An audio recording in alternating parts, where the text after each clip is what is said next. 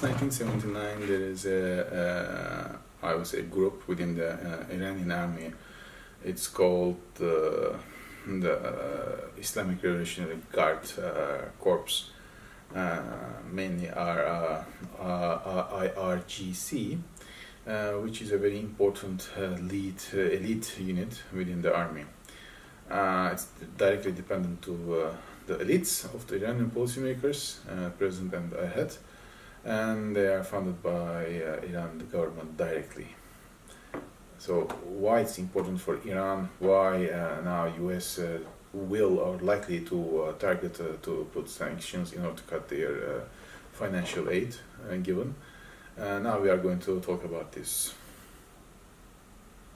If you want to encounter Iran, you need to limit the capability of the Revolutionary Guard in Iran.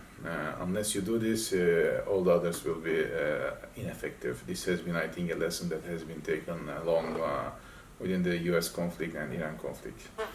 Now, how it can be done? Of course, Iranians are very much dependent on the oil and the gas revenue, and they are now led by United States or a couple of countries to do the business, but other than China, the others two will be now taken out, and they have also 1.25 million barrel sell to international markets per day. Now it's going to be reduced to 700 to 800,000. We have already discussed this information with you previously, in previous weeks. But the main idea now is getting much more clear that the United States administration, now it's President Trump and Bolton and Pompeo, wants to put sanctions to Iran in order to cut the financial aid given to IRGC. Why? Because they have the capability, because of the Iranian defense system. The Iranian defense system has two, I will say, tier. One of them is the conventional army. If you are now going to look at the conventional army and its technology development, it's very poor. Since 80s, there's a sanction on Iran, and this somehow prevents the capability or capacity to government in order to develop technology or to buy modern technology for the Iranian army. So compared with Turkey, Saudi Arabia, and another like Egypt, the Iranian, I will say, army is technological wise is poor, not developed as much as them. Now, they have much more ex-Soviet weapons, and S-300 they have purchased from, as far as I remember, from Russia before, and it's, I think, launched nearby Tabriz and Tehran. But considering all these things, this is the only tier of defense from the conventional army that can be applied to any conventional army. But when it comes to IRGC, the main component is almost modern. There is a proxy wars that the militia is trained and they are on its side. There is a software also systems or groups that they are also active. In 2014-15, 23 of the IRGC unit employees are arrested because of the attacks to Turkey through the software, through the cyber attacks, I would say, cyber war it was, and through the pressure of Turkey, these are arrested and put into prison. But it shows and demonstrates that Iran has a capacity to fight all these things and to do all these things. Why?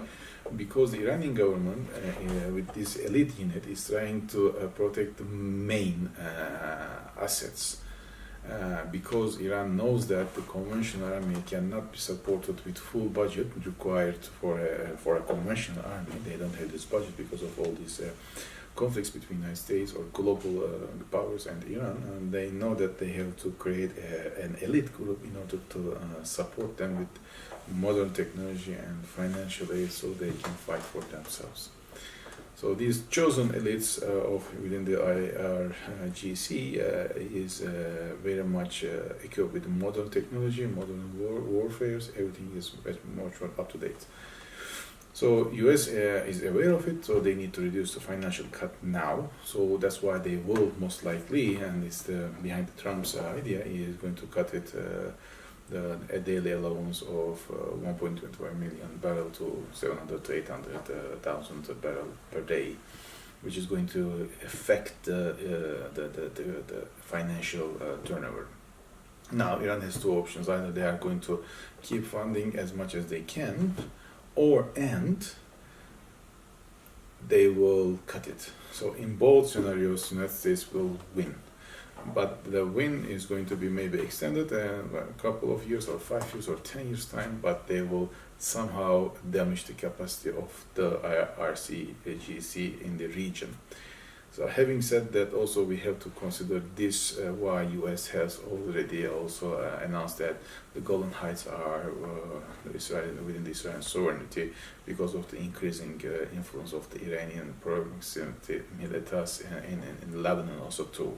So that was one of the main reasons. That what I have already also said earlier this week. So considering this, we will see more, I would say, sanctions to not only to Iran, but the countries that Iran is doing business, especially Turkey, I would say Russia even, and some other countries. And we will see how it's going to shape the region. If you like the video, please subscribe and put a link for the like. It will help us to develop and promote our channel to others. I will appreciate this a lot. Thank you for watching us and keep with us.